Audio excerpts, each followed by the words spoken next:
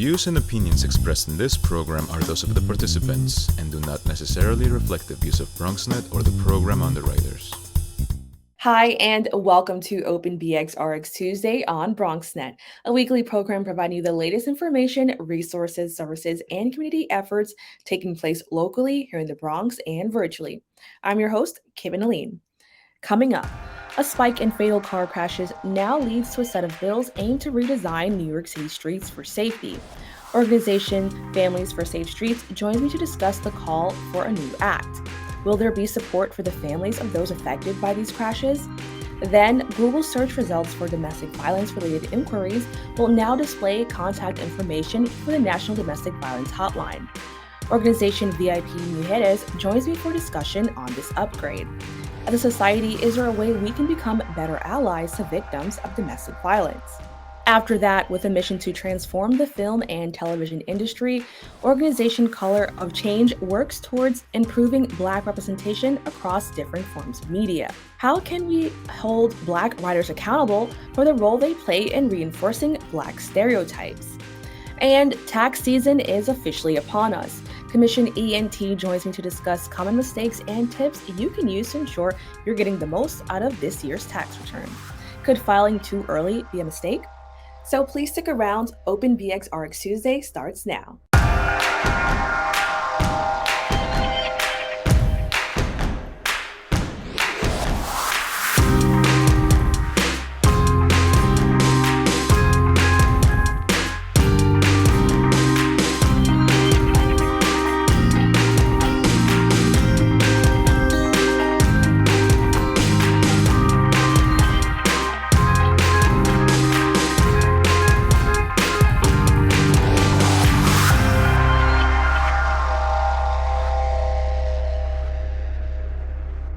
Welcome to Open BxRx Tuesday on BronxNet.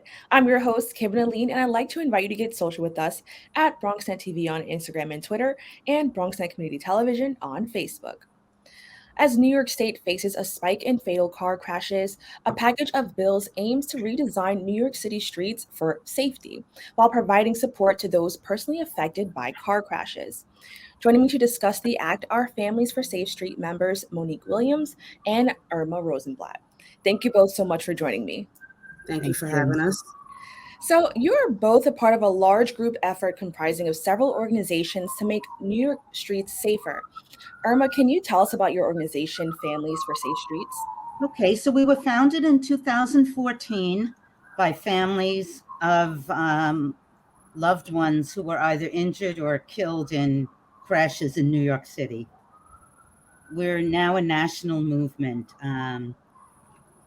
These are definitely preventable crashes.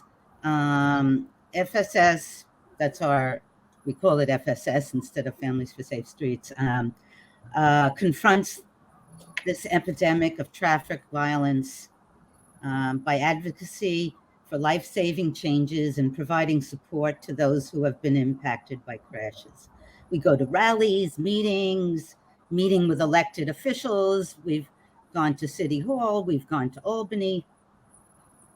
So that's basically our organization. And we work in conjunction with Transportation Alternatives and now with many, many other organizations.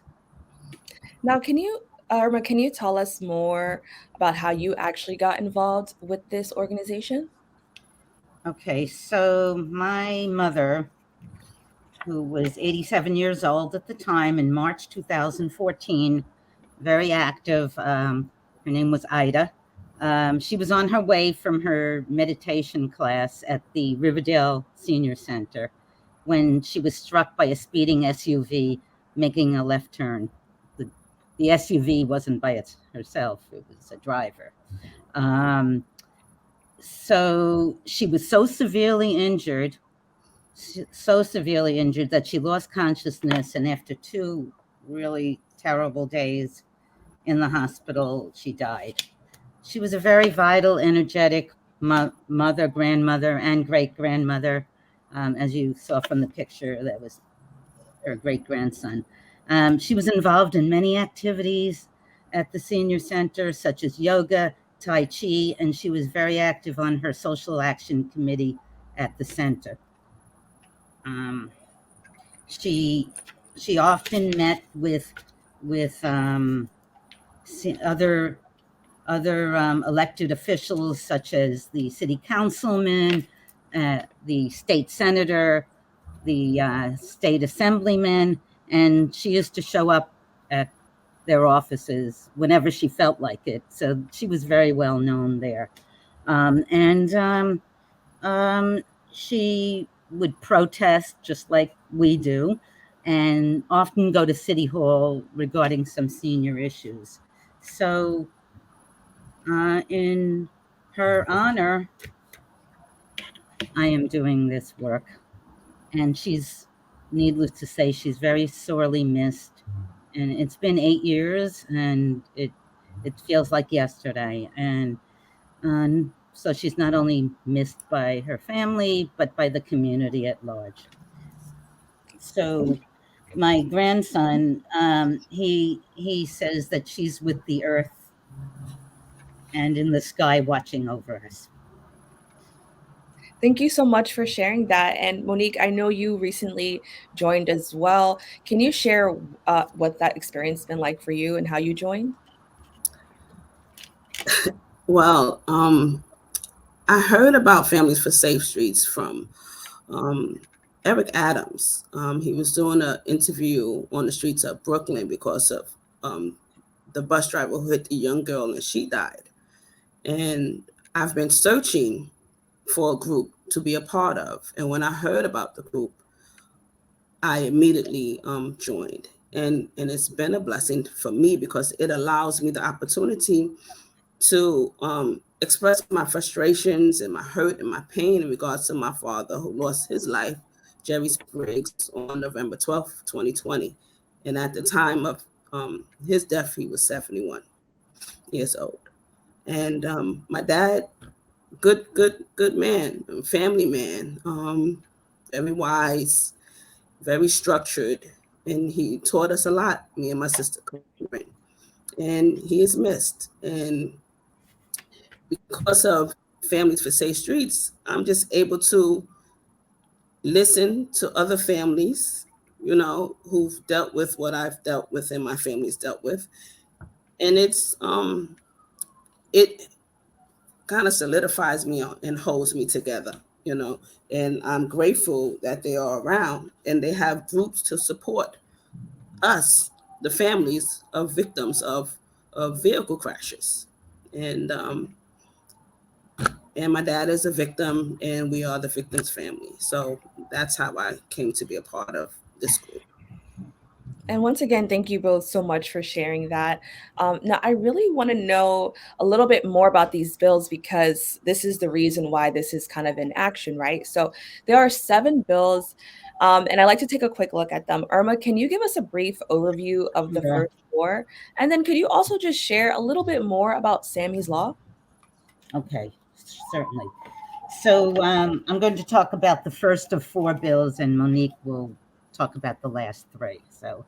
So for the first bill is called the Statewide Speed Limit Bill. This bill will lower life-saving speed limits to be set by municipalities across New York State.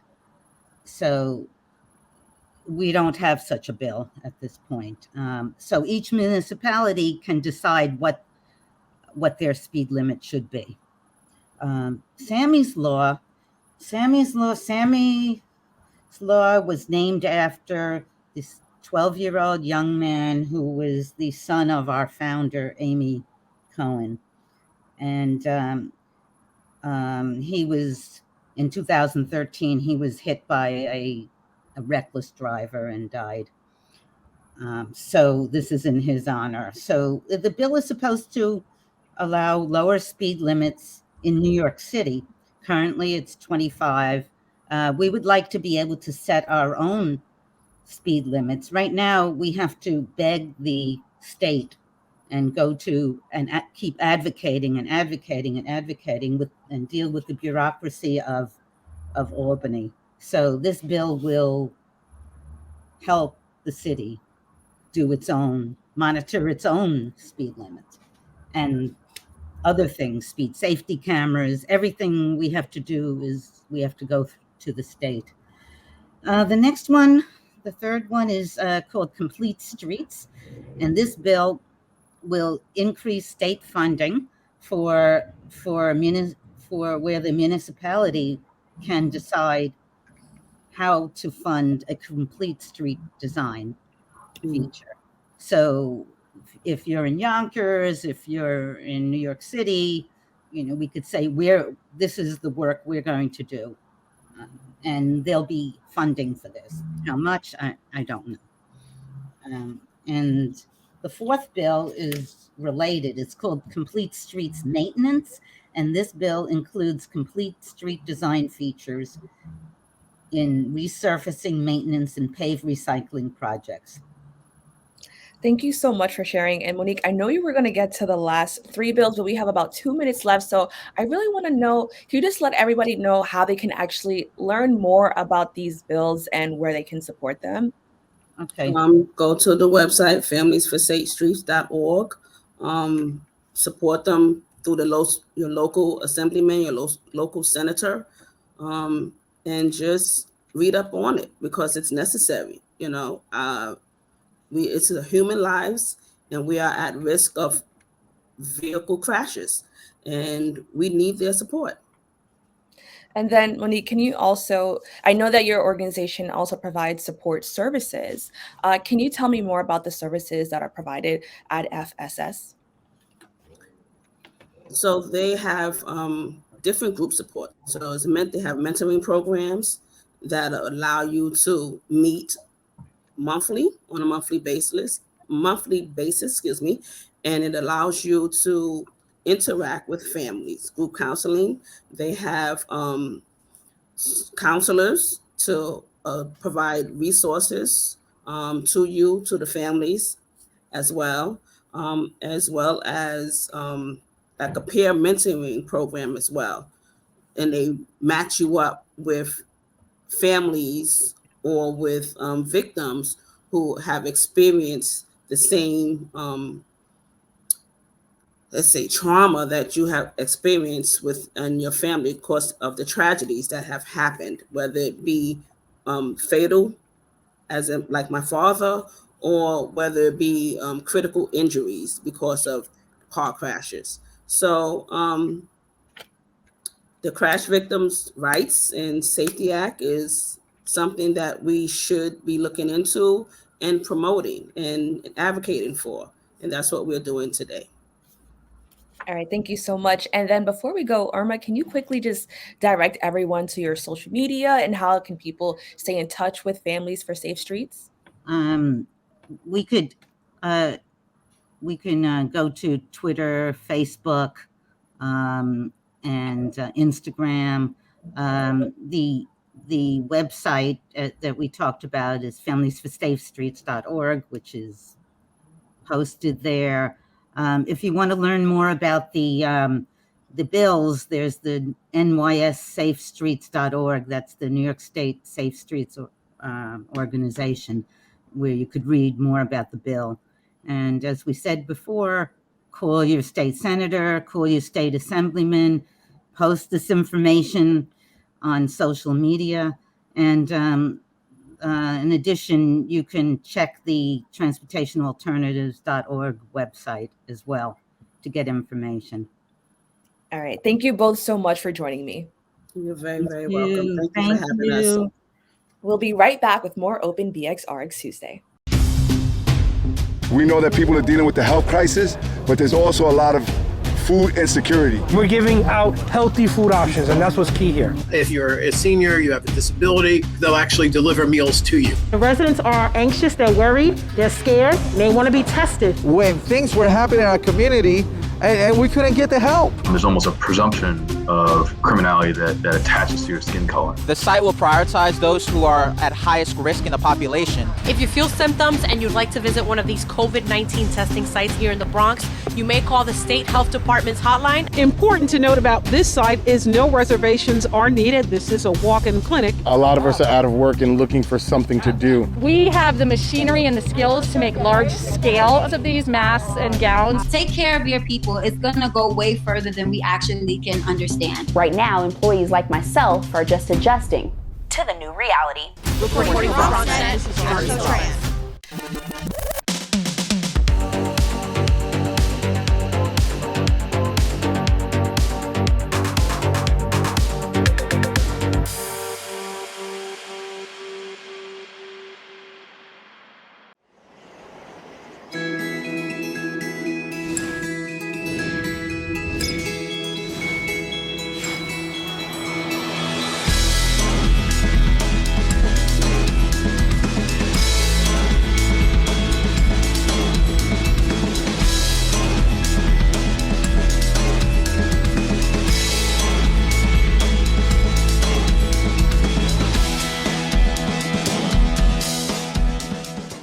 We built a media network for you.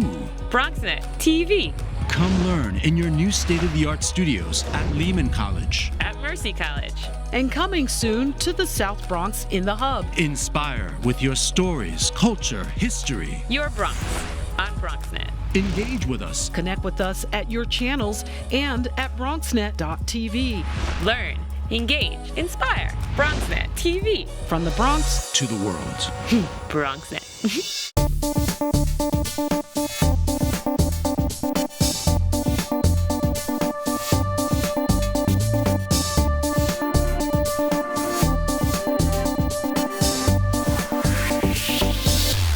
Welcome back. Google's search results for domestic violence-related inquiries will now display contact information for the National Domestic Violence Hotline. Joining me to discuss the upgrade to the search engine and domestic violence is Program Manager for VIP Mujeres, Yainel Peña-Furment. Thank you so much for joining me. Thank you, Kibin, for having us on. Now, can you tell us about your organization? Sure. We started in the early 1980s, specifically in 1984. And we started up as a grassroots program in East Harlem addressing the domestic violence within the Latino community. Currently, we provide services such as domestic violence counseling for adults, children, and adolescents. We also provide sexual violence counseling. We have our hotline that operates 24 hours a day, 7 days a week. And we have transitional housing, emergency shelter, a rapid rehousing program also that we just recently launched, as well as economic justice programs to serve the DV surviving community.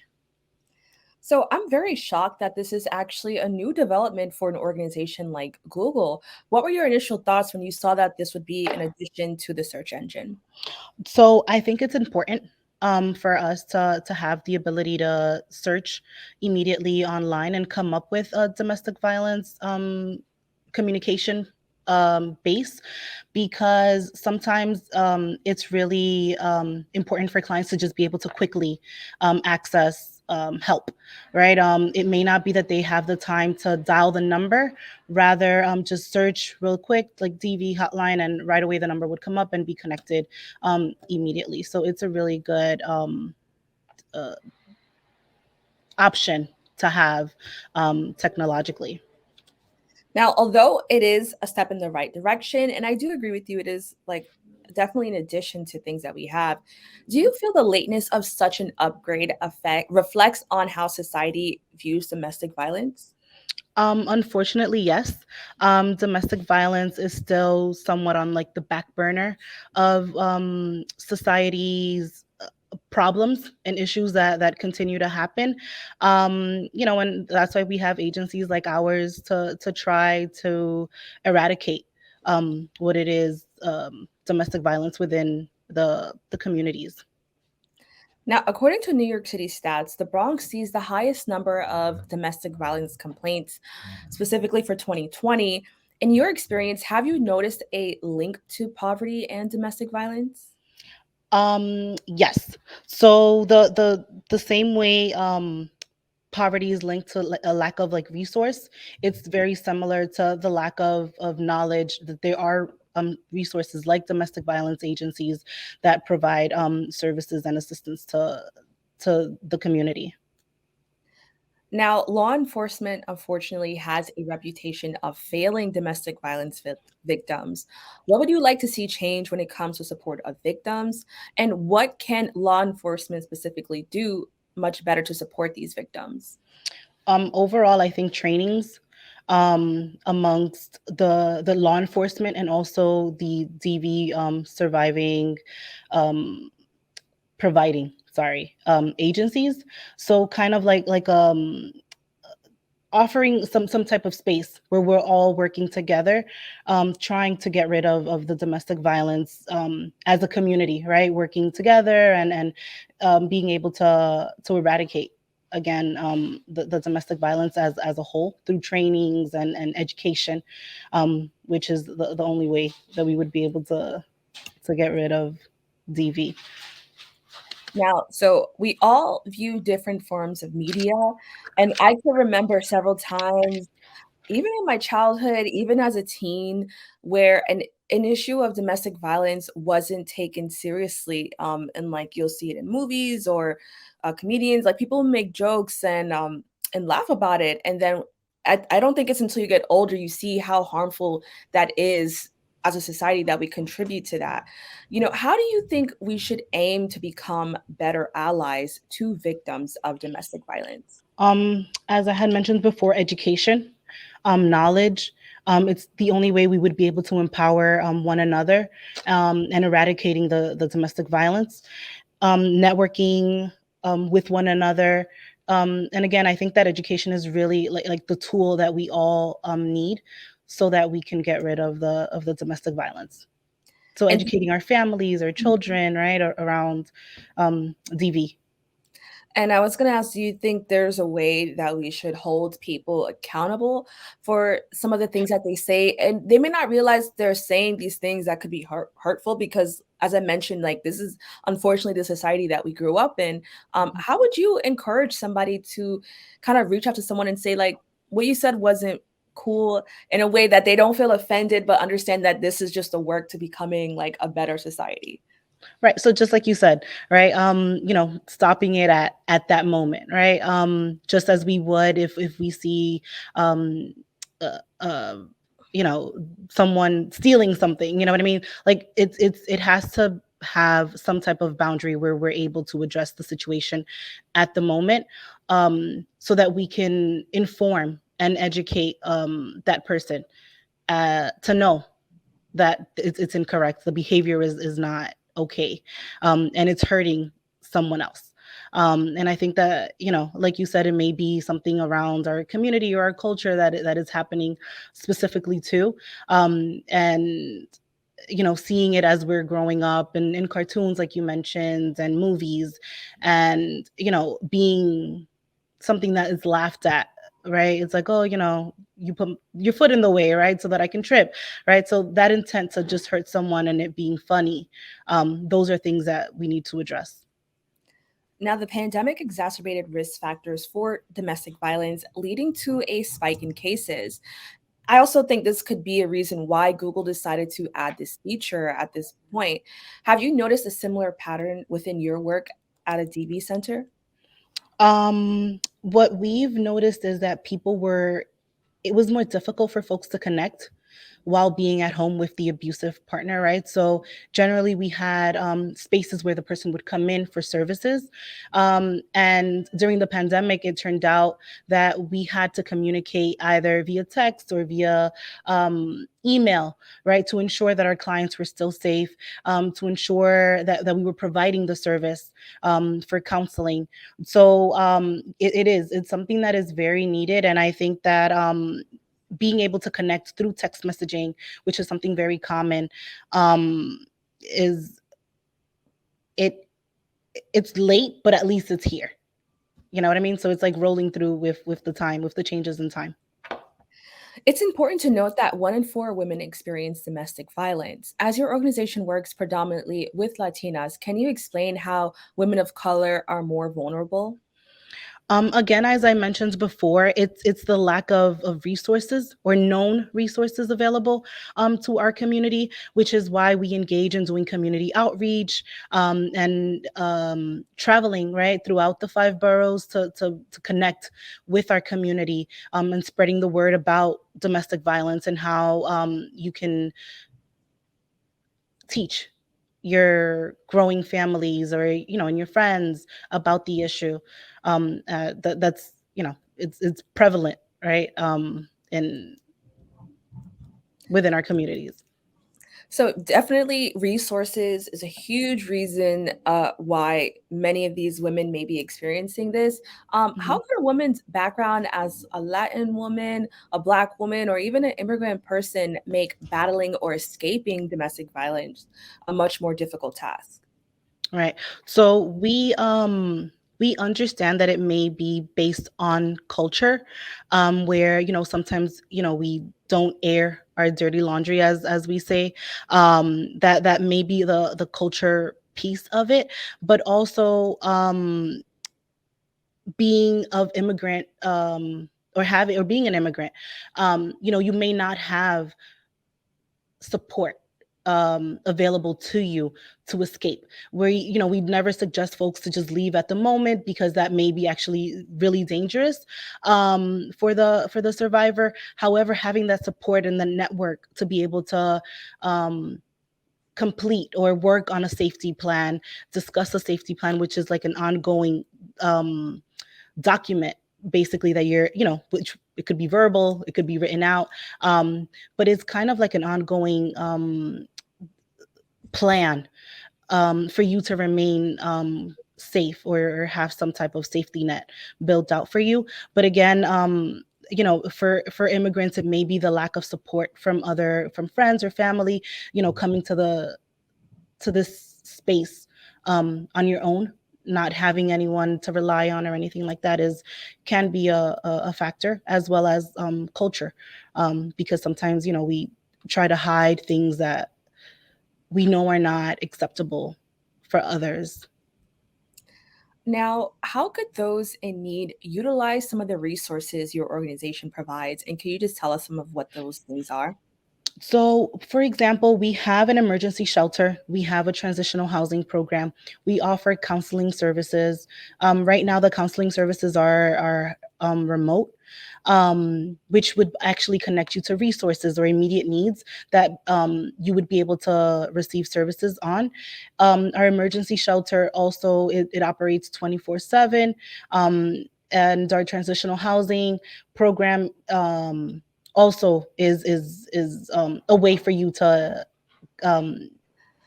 reach out for services. So we have less than a minute, but we definitely want to get to this. Can you just tell us some of the red flags that people should look out for? Sure. So part of the whole situation in regards to DV is a power and control dynamic that happens with the abusive partner. It could be blaming, it could be accusatory, it could be physical abuse, right? It could be emotional abuse.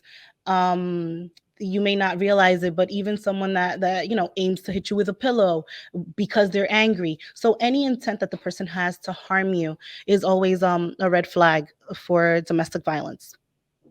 Yainel, thank you so much for joining me. If you look on the screen, you will see contact information for their organization. Please, if you know anybody who needs it, definitely feel free to reach out to them. But once again, thank you so much for joining me, and we'll be right back with more Open BxRx Tuesday.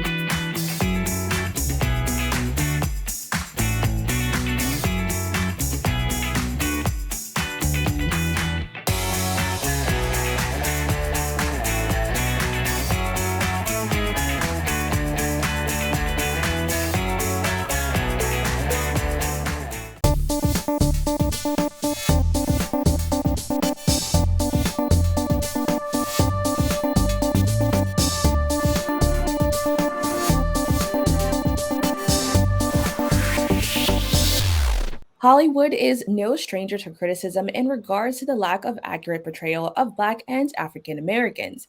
With a mission to transform the film and television industry, Color of Change worked towards improving Black representation across different forms of media. Joining me for discussion on their work is Senior Director of Communications for Color of Change, Amity Paye. Amity, thank you so much for joining me. Thanks so much for having me. It's great to be on with you. Now, can you tell me about your organization, Color of Change, and the project Color of Change Hollywood?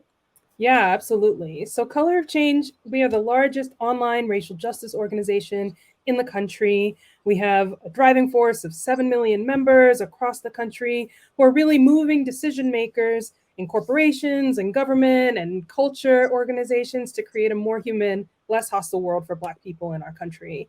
And Change Hollywood is a project that we launched a few years ago, about 4 years ago now, to really look at the culture that is impacting the way that Black people are treated in our society. We didn't want to just, respond to problems when they happen. We wanted to be proactive and actually change the stories that are coming out about us and the stereotypes that are being portrayed about Black people from the get-go, from the start.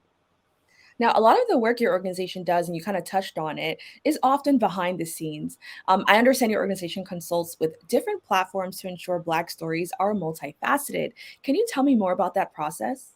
Yeah, absolutely. It's some of the funnest work we get to do. So we're working with writers, showrunners, producers in Hollywood when they start a new project or when they've written a script or have a rough cut of a video as a TV show or a movie that they've developed. Color of Change is sort of brought in as consultants to review the work to make sure that it's, one, racially just, right? Is like that it's not going to harm Black people, but two, that the portrayals of Black people in these pieces of film and TV are actually accurate, that they're honest depictions of Black communities.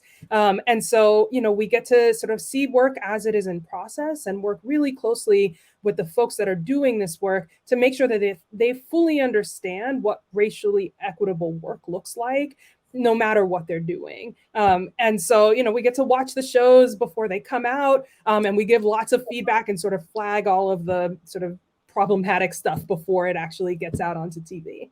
That's really cool. I didn't know that you guys did all that. So thank you so much for sharing that. That's like a really cool, you get to screen it before it comes out. That's pretty awesome.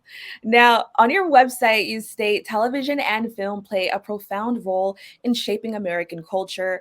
They have an undeniable effect on public perception and social behaviors. Now, I'm originally a psych major, so I was super excited to see that other people were kind of looking at media in this way. And so I think it's very important. Can you further explain what this truly means to somebody who maybe doesn't understand the importance of that? Yeah, well, so the baseline is that stories have the power to impact behavior. You can see this in your regular life too, right? Is like you hear a story from someone, you might change how you're going to behave towards a person or the person that story is about. And so we want to use our power as an organization and as a membership, millions of people across the country, to actually steer our culture to be more racially equitable for Black people. And so, the stories that we tell, the narratives that are presented on TV and film, those can impact a whole range of actions against Black people. We see this in policing, right? As like you think of crime TV shows, Cops is a really good example. For most people, that is the most that they're going to interact with police is by watching Cops or, all these different crime TV shows, the most popular type of television. Most people don't interact with police on a weekly or daily basis, right? We're watching these TV shows and that's how we understand what policing should look like.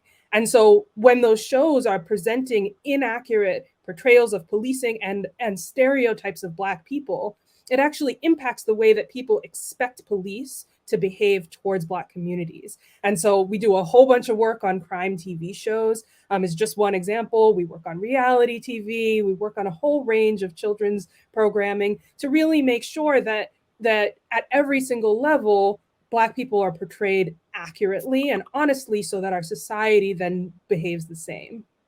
And I love that you brought that up because I took a course in college where my professor it was a media course about race. And he said once, like, have you ever seen a cowboy in real life? And I was like, no. And so, but we have an idea of what a cowboy is, right? Because of what we watch on TV. And so I think that's like a perfect example of like, sometimes you don't get to interact with these communities, but you're seeing them on TV all the time. And so you kind of have that idea of them. So I was really excited to see that on your website. And even though I know you're doing the work, I love that it was out there for people to understand that what we consume has a much deeper meaning, and it's not always just TV or reality TV and stuff like that. So I'm so happy you broke that down. Now, following the topic of public perception, a lot of Black actors can be typecast into roles. And this is an issue that many actors of color face. How does this further perpetuate racist stereotypes, as well as complicate issues of identity for those who don't identify with those certain portrayals? Yeah, well, the heart of it is that, our society is still very segregated.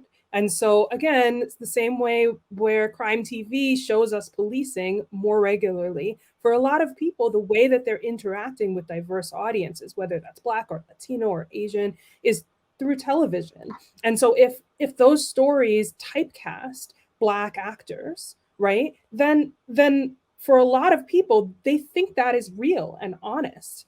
And I would even say that going beyond typecasting, so often now we're seeing new stories being told, we're seeing, Black cowboy movies being made, but the Black people in those don't have holistic stories. They're still sort of used as a prop or used, as sex symbols or, used in a lot of harmful ways, and they're not shown as fully human. And so, even as we see new stories being built, at Color of Change, we're really advocating for a holistic view of what a humanity looks like. I may be Black woman, but I also, sew on the side, or I grow things in my garden. Those types of nuanced perceptions of Black people are really important and part of the work that we're doing.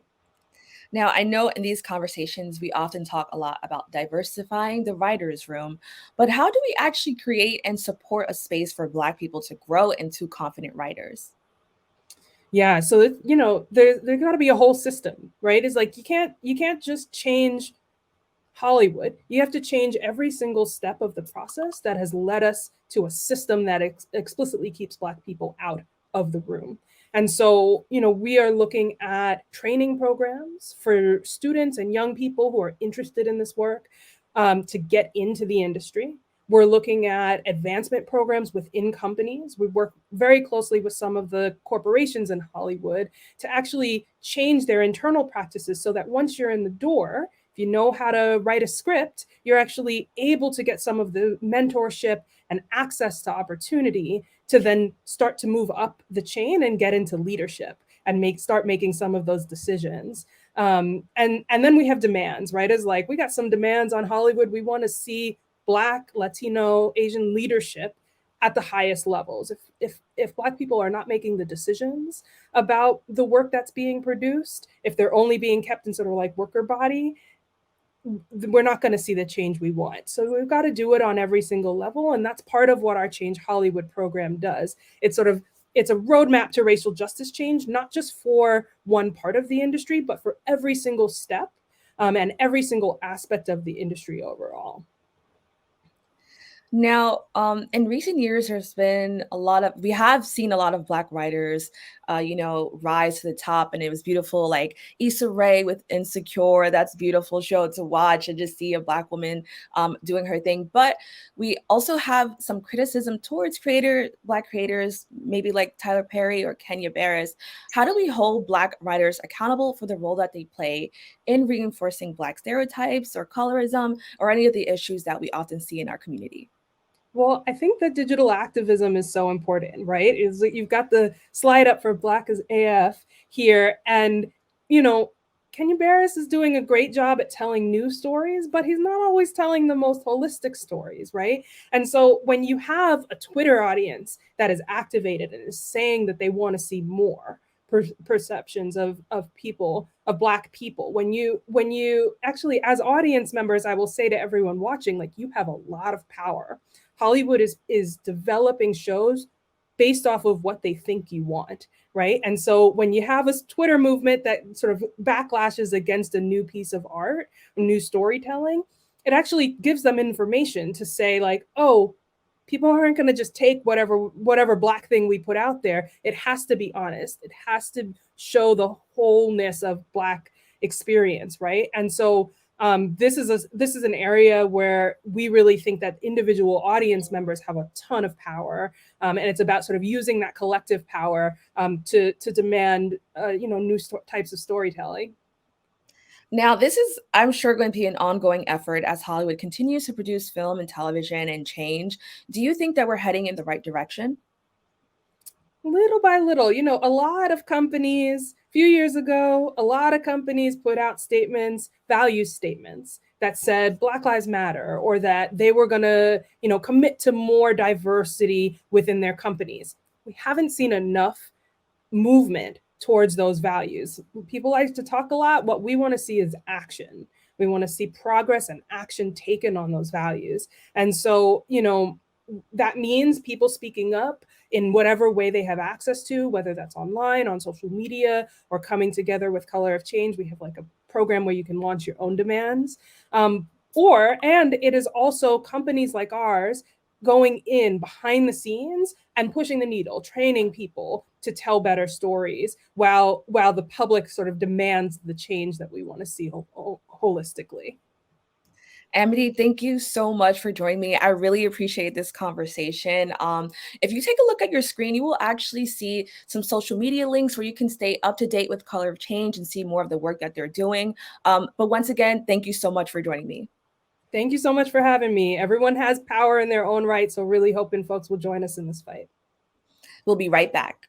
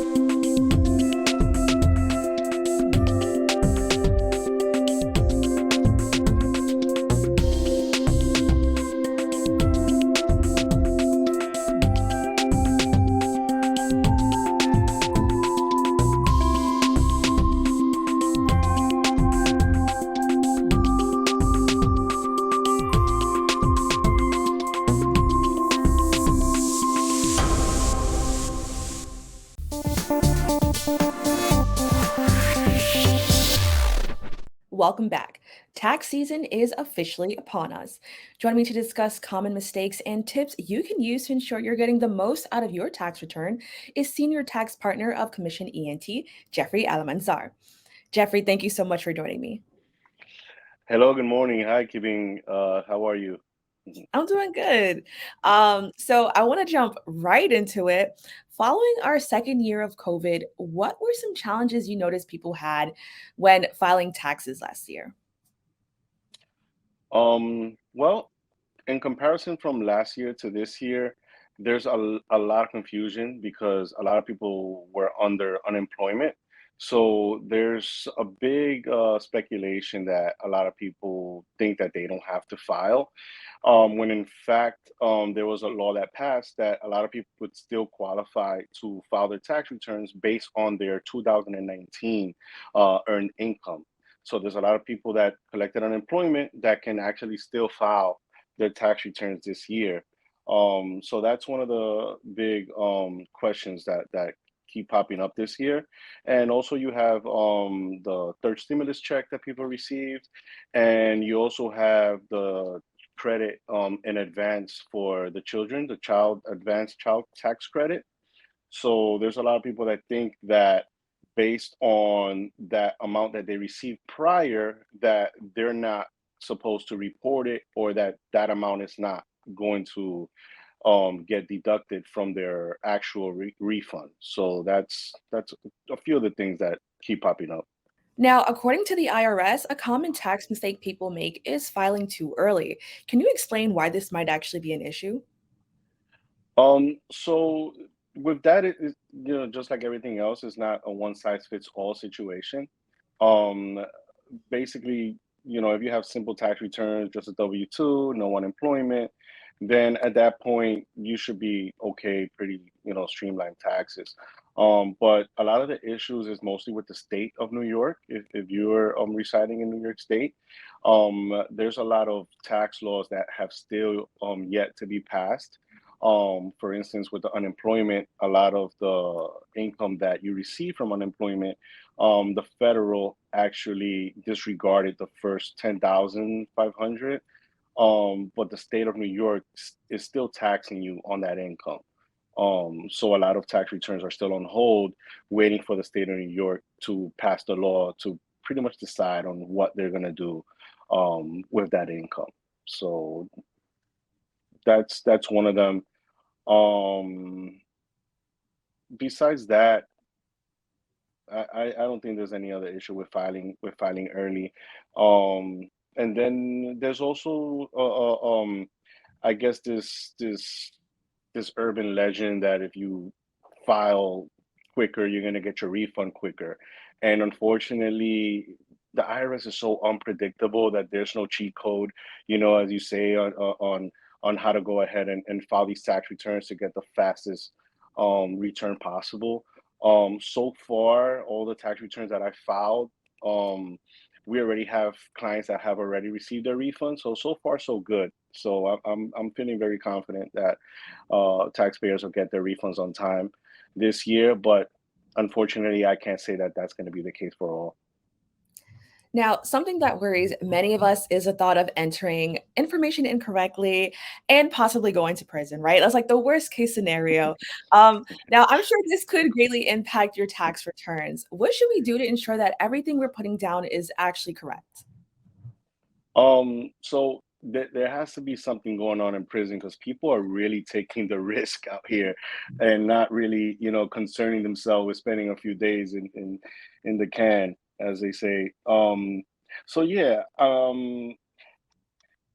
I there's a lot of people that want to go ahead and prepare their tax returns, but there's so many new laws that are out right now. There's so many questions to be answered. There's so much confusion that a lot of these softwares that provide these services, they're forced to pretty much guide you and find some sort of help to help these clients, figure out how to file their tax returns. And even at that, it's like, we have the access to the internet, we have access to these softwares, but it's like if if I tell you that you need to find a certain subject out, if you don't know the exact questions to ask, it's like the blind leading the blind. You don't know what you're looking for. You don't know what you're missing. You don't know that a tax form that you received is actually a tax form. So if you're not in this line of work, I really suggest this is not the time to take risks. And a big issue is that a lot of taxpayers, they want to go with the number that's convenient to them, right? So if you go to one tax preparer and then you go to another one, and for some reason this other tax preparer is getting you an extra $500, that doesn't mean that that tax preparer is the right tax preparer. That just means that there's something that just wasn't accounted for, right? So you have to base your tax returns on competence. You have to base it on who has the experience to help you with your tax return, in your case in particular. Um, so yeah, doing your taxes on your own right now is really not recommended, and ending up in jail is definitely a possibility if you go with, getting a $30,000 tax return and thinking that that's okay. Then you have other issues that I cannot help you with. So now that we're on the topic of this, how would you encourage those looking for help with taxes to choose a reputable preparer? Yeah, so I mean, for instance, us here, we don't do much advertising. We are so, grateful and so blessed with having so many clients and referrals, from other clients that love the type of work that we do. So you definitely want to just ask around friends and family and see who does their tax returns and what their experience has been. Then you want to go ahead and make sure that this person has the experience in the type of tax returns that you need to be filed, right? So you have people that have corporations, you have people that have businesses, you have people that have stocks, you have people that have investments with retirement, you have people that have investments in real estate. So these are all different branches of different types of tax returns that the tax preparer might have a different type of experience.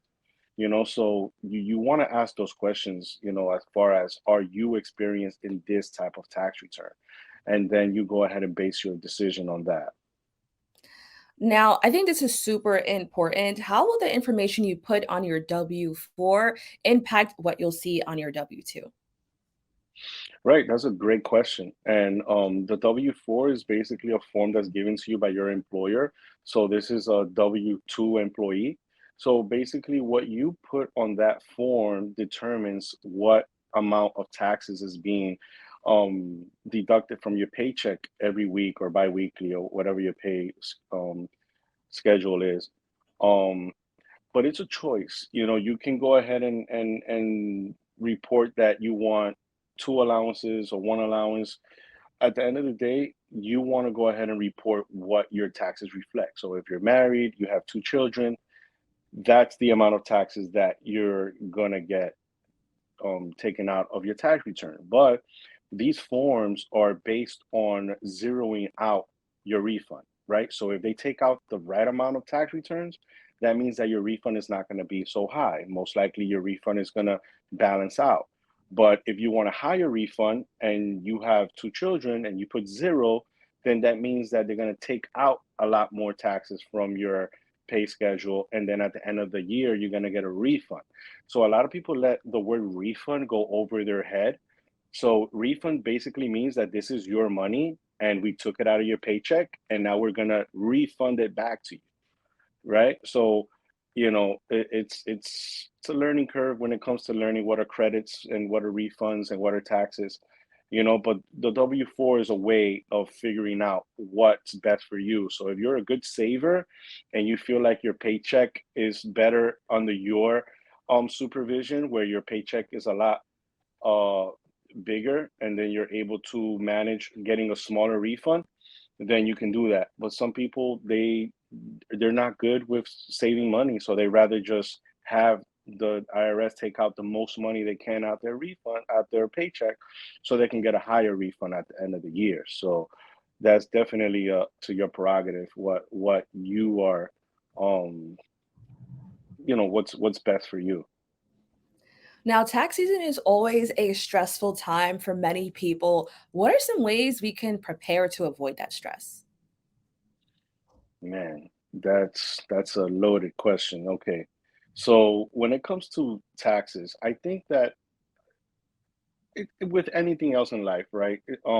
Stress is caused by a fear of the unknown, right? So a lot of people are afraid of not knowing what their outcome is going to be. Are they going to owe? Are they going to pay? Is the refund going to be big enough? So what I suggest is always try to have a conversation with your tax preparer. Maybe you can create some type of mid-year tax review where you can go over what has happened during the year, what events has happened tax-wise.